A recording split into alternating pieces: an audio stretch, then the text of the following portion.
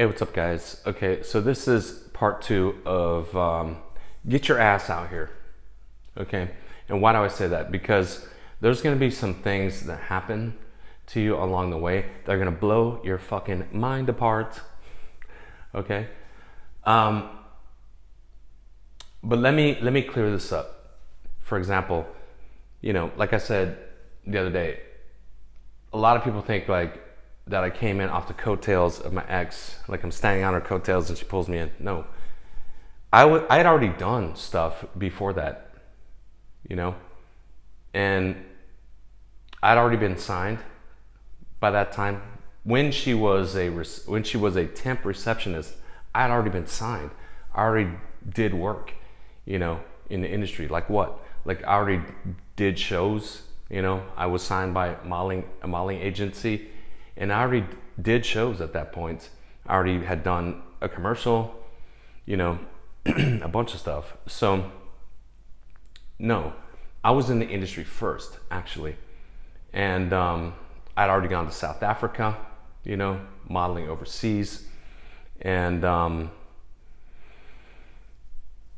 with that, let me say real quick, like I did not get into modeling and that kind of shit because I was vain and I'm like, I'm cute.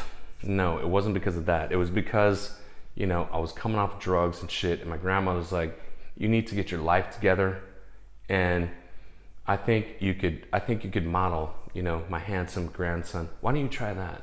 Why don't you try that? And so I'm like, okay. So I did. So my grandmother got me into that, not me. So, so by the time my ex is a receptionist there at CAA, that's how she started there, right? And it wasn't a company that was like specifically for the industry. It was wherever, she could have very easily been sent to like U-Haul or, Ralph's grocery store corporate or something. It just happened to be that she was sent to CAA. And this job was supposed to last for 3 months. At this point, I'm already signed. Okay? I'm already going out for auditions and shit. I had, before she becomes an agent, I already book a national commercial. I'd already done what I booked, like Nike International, huge show, for 5 days. This is the show where they put me in these little shorts and I get to the end of the runway and my balls fall out. That's that one.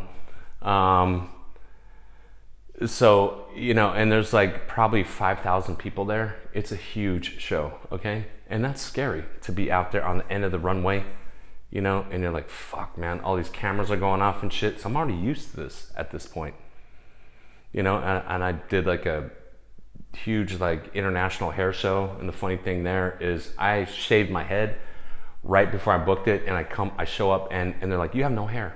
And I'm like, I agree. But they're like, fuck it, just go anyway. I'm like, am I fired? They're like, nah, it's fine, go ahead.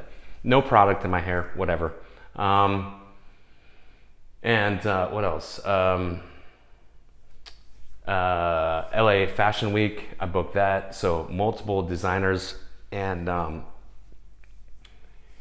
one of them, this kind of sucks, but one of them is Massimo, and I've liked Massimo up to this point until I heard what happened with that whole situation. But a lot of things like circle back like that, which is crazy when you look back on it, and these kind of things will happen to you. When I was a kid, I'm fucking 16 on the beach, just a little thrasher kid, like, and Massimo had his spot over here where he was like his house, and he renting it with a bunch of dudes and shit, but he had his clothesline and starting it, and so he would give like all the hot girls, on the beach, like free shorts, and we're like some dumb kids, we're like, go up like, hey man, can we get like a t-shirt or something, and he's like, yeah dude, here you go bro, and so fast forward all these years later, I'm doing a fucking show for him, and some designers don't fucking pay attention to their shows, but he did, and that's why I liked him. But it sucks what happened to him. But So he would be like looking around the corner and see us coming back and shit, and we come around the corner, and before we go out, he's like, hit it, man, hit it hard, hit it hard, hit it hard. I'm like, all right, hyping us up. You know, he was a good director in that way. And so I come back, you know, and I fucking hit it hard at the end of the runway and shit. And it's scary, dude. When you walk out for your first time, your legs are jello, dude. It's fucking terrifying. Okay, so I come back and I come around the corner. He's like, yeah, fuck yeah. High five. That was fucking awesome. Hurry up, go change. Go. You know, and so I was already doing this shit at this point, you know? My ex is a temp receptionist. I just booked a national commercial. Okay? This is what's going on at that time. But we're like, you need to, like, this seems like the place to be, man. Like, once we figured out what it was, and a reminder again, I was already repped at this point. I already had an agent. So there was one opening left for a full-time receptionist, or she's gonna get cut off of this and she's gonna go have to work at like U-Haul or something. So this was a fucking fluke. You know, this could have very easily not happened. So she works for that to get that coveted receptionist spot. And by the way, at this point, she's up in the little box. Does anybody know the IMPay building? Yeah, there's a little box up there. I don't know if they, closed it or whatever. But yeah, that's where she started at. In a little box, not seeing anybody.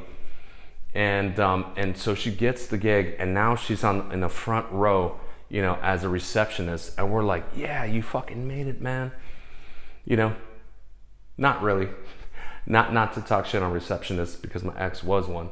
But there was a long way to go from there.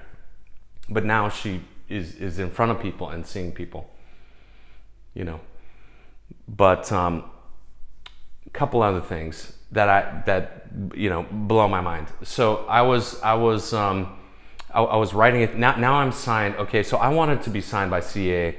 You know, after she makes agent, I wanted to be signed there. You know, but I wanted to be signed there. I was a musician, bro.